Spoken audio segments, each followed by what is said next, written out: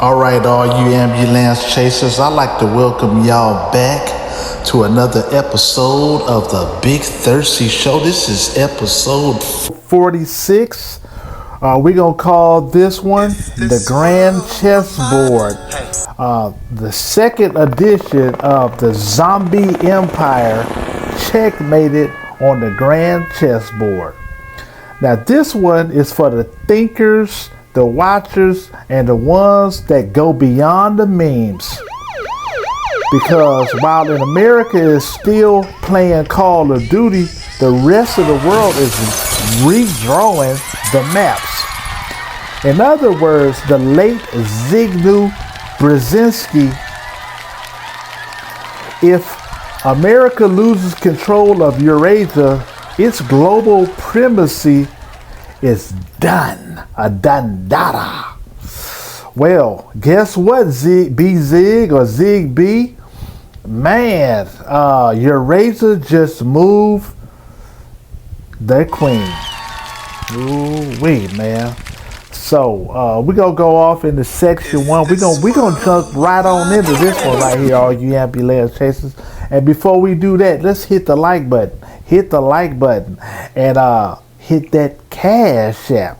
Call a friend. Tell a friend that Big Thirsty is on the mic. And he's definitely going in. In 1997, National Security Advisor Zbigniew Brzezinski wrote The Grand Chessboard. His core message: America's power depends on its ability to dominate the Eurasia landmass. Translation: keep Russia, China, and Iran and anyone with oil, nukes, and genitals, a backbone, destabilized and divided. It's the old pony with the same old, just a one-trick pony. Divide and conquer. Divide Russia from Europe, block China from dominating Asia, and contain Iran by any means necessary. Now, he wrote this in 1997, but this has been the playbook of America. Sweet, I mean, you just close your eyes and look at the news and listen to me and see if Zbigniew Brzezinski knew what he was talking about. So, endless proxy wars, regime change, petrodollar loyalty, and military intimidation. And for a while it worked, but now even war games wouldn't load this mess. Ooh-wee. So, let's get current. In June of 2025, Israel launches a preemptive strike on Iran, radar sites, suspected centrifuges, and drone bases.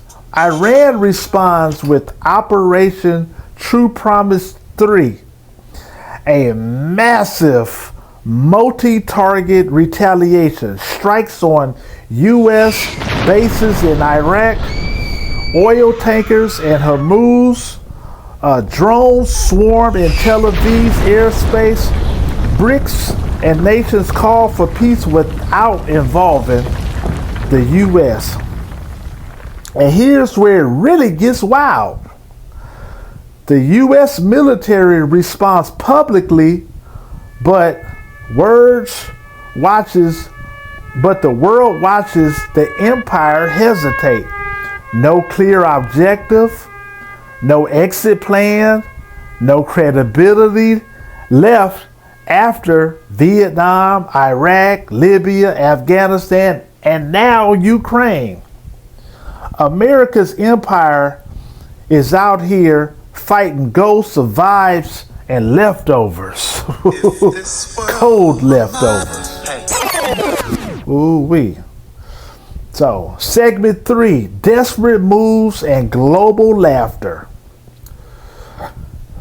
Facing economic diplomatic collapse, the U.S. starts pulling zombie moves, deploys 2 aircraft carriers to the Gulf, threatens Saudi Arabia over BRICS oil deals, and the yen, pressure Egypt and Turkey not to join BRICS. Meanwhile, SWIFT system gets bypassed again with BRICS Pay. We're gonna put BRICS Pay up on the screen so we can break it down for you guys. Expanding in Africa, Latin America, and Central Asia. India buys oil from Russia and the ruby. The United Arab Emirates ships energy to China and the yen.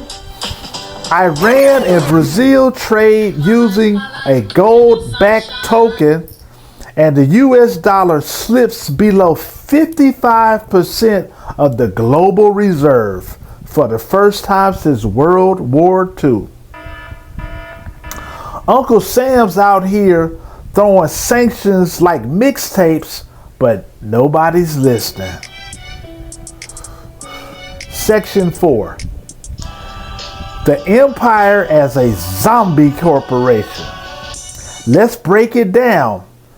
The U.S. empire is now a zombie corporation.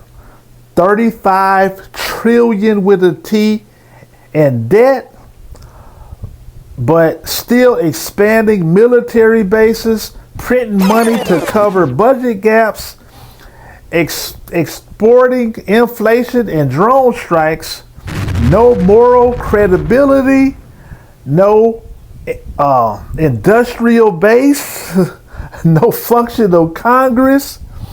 The military-industrial complex is like Radio Shack, still open, but nobody shops there. Section 5. Strategic consequences. So what happens when you go to play chess with broken fingers? The global south aligns with BRICS, not Washington. The US dollar dominance fades into multipolar irrelevance. Iran, Russia, and China form a new Silk Road with Africa as the bank and the battlefield. And for all of this effort, America's risk another military humiliation in the Middle East. But this time with no friends, no oil winds, and no audience. Brzezinski warned the U.S. if you can't keep Eurasia from uniting, you're going to lose your grip. But watch what's happening now. And the chessboard is flipping. This is the zombie empire 2, still walking, still swinging, but no one is scared. No one is worried. And the economist Richard Wolff says most people have no idea what's happening. Think about it. King Charles is king of what? And I'm describing denial. This is Big Thirsty, your host with the most. That's going to keep you with that hot butter on your toast. And this has been the second installment of Zombie Corporation Exposed. And like Kendrick Lamar say, turn your TV off. When the wino touches the bottom, he's thirsty.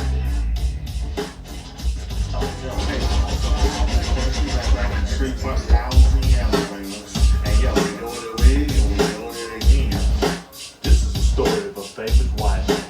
I'm drinking 49. Right on, right on. I'd like to thank all you ambulance chasers and the Ambulance Chaser fan club for for tuning in and being patient with another Big Thirsty Show. The podcast that's not afraid to blast. We had to go outside on y'all. Take it to California, and we will be back. Stay tuned for the Big Thirsty Show. Like, share, subscribe, and tell a friend to tell a friend.